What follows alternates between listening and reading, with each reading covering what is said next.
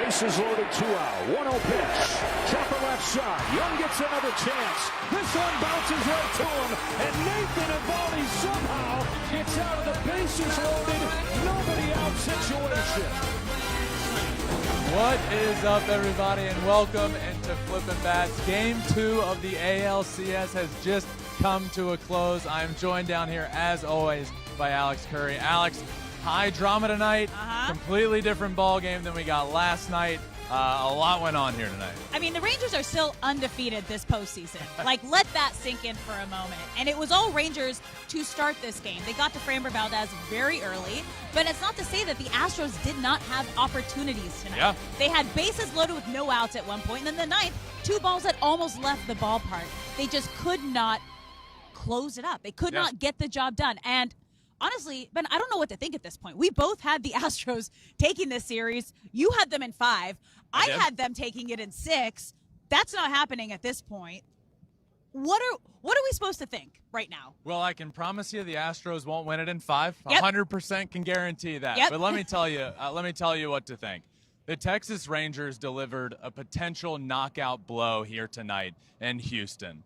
They now go up 2-0 in the series and have an 84% chance of winning this series. Wow. Now, what happens here after going up 2-0, okay?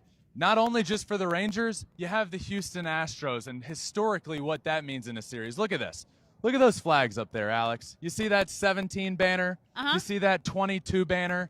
On this historic run that the Houston Astros have been on, 7 straight ALCS appearances, all the World Series mixed in there. We all know the accolades. In 2017 and 2022, the Houston Astros never once went down 2 games in a 7-game series. All those other years, 2018, 2019, 2020, and 2021, at some point in the series that they ended up losing, they went down 2 games in that series. So what am I saying? I'm telling you this. The way to kill the Houston Astros is to go up 2 games on them in a series. If you do that, you win the series. And that's what the Texas Rangers were able to do here tonight.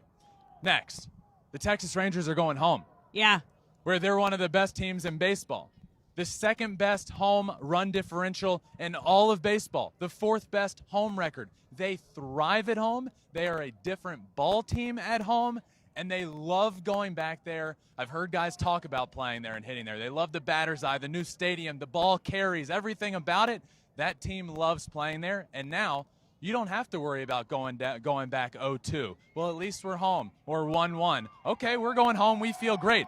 No. You just won 2 games on the road against your division rival that has dominated you for years, and now you get to go play at your strength, at your home, where you dominate. So that is the next point for me of why the Texas Rangers are sitting pretty and might have just potentially delivered a knockout blow here tonight. So, 84% chance to win the series and going home. Next, they're streaky. They're the streakiest team in baseball, okay? They're the only team to lose 8 games in a row and win 8 games in a row over the course of the regular season. And what's happening now? Well, they're on a heater. 7 games in a row in the postseason. Only one team has ever had a longer consecutive postseason streak to start a postseason than the Texas Rangers are doing right now. They've won 6 of those on the road. 6 on the road, okay? The 3rd most in history. So what they're doing right now is, they're streaky, they're on a heater. And we've seen them do it in so many different ways. We talk about the offense with this team, right? But what did they do in Game 1? How'd they win that? Jordan Montgomery. He dominated. They didn't give up a single run. They won that ball game 2-0. How'd they do it tonight? Well, they scored 4 runs in the very first inning of the ball game. They've done it in different ways. The Texas Rangers are feeling great heading home, and they feel great about the potential of them just delivering the knockout blow here tonight in Game 2 of the series in Houston. Well, the other thing to also remember, the Rangers have also only trailed in 1 inning this entire postseason, which is the least in postseason history. I mean, they're not only on a streak right now, and they are red hot, but they are confident, and they are backing it up with their play. So let's look at the other side now, right? Because you've been saying this entire postseason, the Astros are inevitable, all right? but they have never dug themselves out of an 0-2 hole in the postseason in this era. So why should Astro fans have confidence right now that they can come back and win this series? Well, this Astros team, if anybody is built to do it, this team is built perfectly to do it. Why? Okay. Well, number one, they're heading on the road now. Would you like to do it down 0-2? No, you wouldn't. But nobody is more comfortable on the road than the Houston Astros. They are the best team in baseball on the road, by far the best road run differential. In fact, the second closest team is 16 runs behind them. Woo. They dominate on the road, and they're not just going on any road trip where they do great. They're going to Texas, where they really dominate. Let's flash back to not that long ago, just a couple weeks ago, when the Houston Astros went to Texas and dominated that series in historic fashion. Historically good. The most home runs in a 3-game series ever. And by the way, one of those was against Max Scherzer. They dominated him. 3 innings pitched for Max, 7 earned runs. They went 6-1 in Texas this year. So if you're the Astros, you feel great about going up there and dominating in Texas and hopefully taking 3 games there. Next, Max Scherzer has been announced as the Game 3 starter for the Texas Rangers. If you're the Houston Astros, and now look, I can admit, this goes both ways. If you're the Rangers, if you're Rangers fans, you feel great about having Max Scherzer on the mound. You feel great about going back home. If you're the Astros, you feel great about going on the road. And you also feel great about having Max Scherzer on the mound.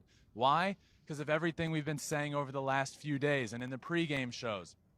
Max Scherzer hasn't pitched in well over a month. He's coming off of an injury that my brother had earlier this year, and it was complicated to come back from. And when he did come back, he had to go on a minor league rehab assignment, and then he had a pitch count, and he wasn't super effective for about a month. Max Scherzer's just supposed to come back and pitch in the biggest game of the season and do really well? If I'm the Astros, I feel pretty good about facing him. But it's not just Max, it's the depth of the rotation. Where do you turn to if you can only get 3 innings from Max? Where do you turn to in Game 4? You're going to have to piggyback starting pitchers. You're going to have to go to the bullpen early. The Astros know where they're going.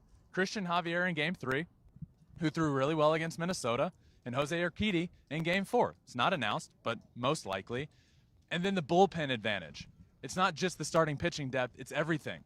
The Texas Rangers have done exactly what they need to do here in this series, and that's limit the outs that the bullpen has to get. Limit the outs that Aroldis Chapman and Leclerc have to get and just allow them to pitch.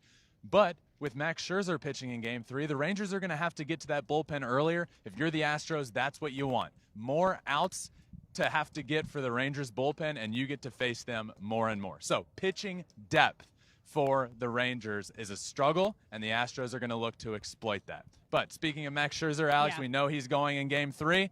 I caught up with John Smoltz earlier and talked all about Max Scherzer throwing and what he's expecting from him coming up soon. John, we talked about Max Scherzer yesterday and how you think he's going to be used, and I asked if it's a situation where maybe we'd see him in the bullpen. Well, we got a little more clarity, it seems. It feels like Bruce Bochy wants to use him as the Game 3 starter. What are you expecting if that does come true and Max starts Game 3? What are you expecting from him? I'm expecting so much emotion and adrenaline, and we know that's the way Max pitches, and that adrenaline and that emotion, as soon as you start seeing a dip in it, that's when he'll probably come out of the game. I think that adrenaline carries you through the first couple innings. That emotion will carry him maybe 1 or 2 more innings. It would be ideal if he goes 5, but I think in Texas's case, given the circumstances of today, whether they're 2-0 up or 1-1, they've got a guy that can set the table and then eventually turn the lineup around with the left-handed relievers that they have. So what would you, Max Scherzer, coming off of an injury, it's the same injury that Justin dealt with early in the season. And when he came back, he went on a rehab assignment. He came back and was on a pitch count for a little while. Max Scherzer's coming back from the same thing and going to potentially start a game in the ALCS. As a guy that came back from injuries and pitched through some things, will he be able to be effective in this game? I think that adrenaline is an incredible drug, as they say, and it can hide a lot of different things. The biggest question is going to be, is the reaction after he's done? Like, how does he recover? And can he be effective if the series goes long and pitch? Because, I mean, Game 3 starters usually go Game 7. Yeah. But I think the fact that he has had so much experience in the last few years of his career being in these moments, I think he wants it. Wanting it doesn't guarantee anything, but I think it gives Texas an opportunity at home to use the guy that they brought over, just like Houston bringing over Verlander, to kind of jolt the pitching staff. Now, I know there's two ways you can look at Max Scherzer starting Game 3, right? The Astros side of, okay, he hasn't played in over a month. This is great for us. Texas side, we get our guy back. We know all that stuff. But for you, gut feeling, how is he going to do on the mound in Game 3? I'm worried. I don't want to say I'm worried about him, but anybody that's expecting Max to go out and be Hall of Fame Max Scherzer that we know, and the energy will still be there. The person and the persona that he pitches with will still be there. But I don't think he's getting 5 innings. I'm not even sure you're expecting that if you're the Rangers. I think he can give you 3 or 4 good innings. Okay. And that's really all you're hoping for. I do think he's going to be able to do that. I think he can do that.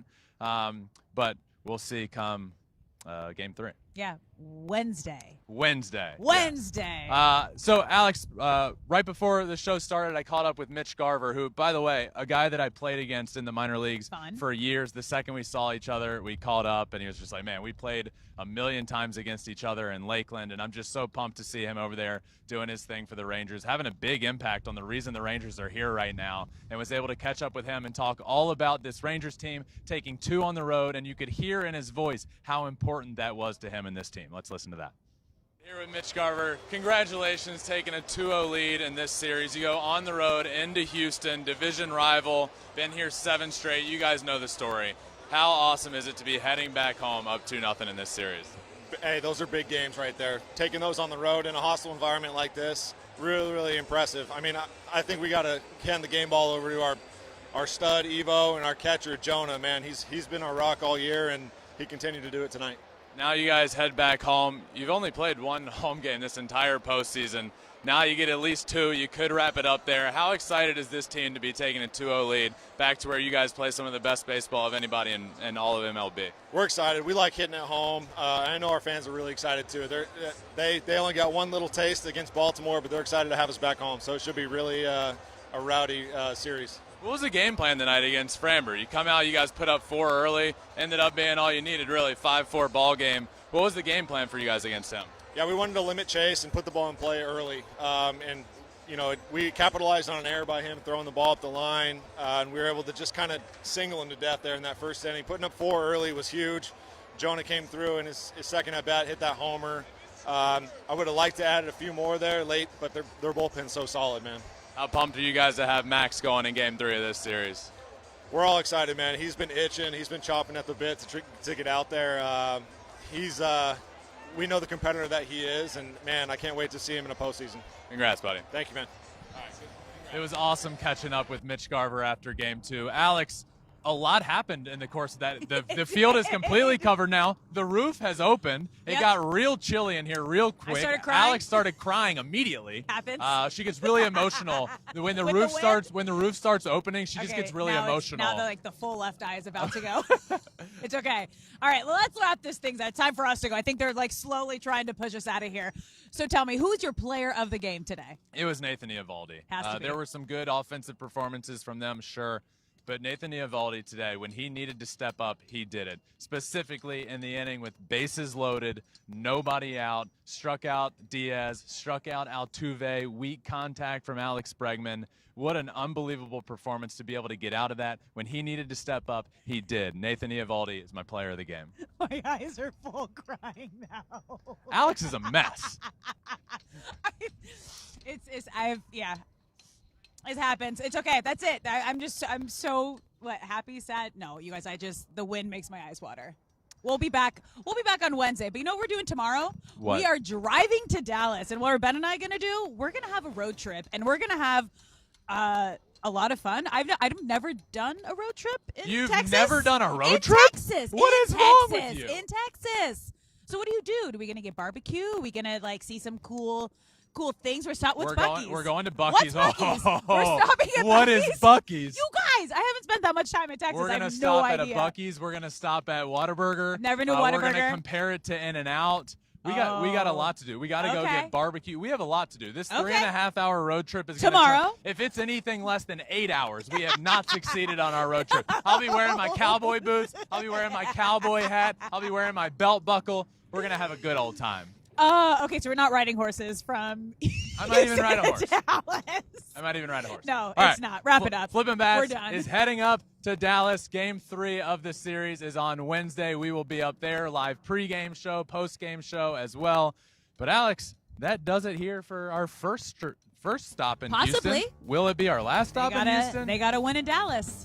They got to win in Dallas. We shall see. But thank you all for listening. As always, make sure you're subscribed wherever you listen to your podcast, Apple, Spotify, wherever, Flippin' Bats Pod. We're also on all social media, including YouTube, where you can watch every single thing we do at Flippin' Bats Pod for all of them. But that does it. Game 2 is in the books. The series, the first stop in Houston is in the books, and we will see you all in Dallas. Until then,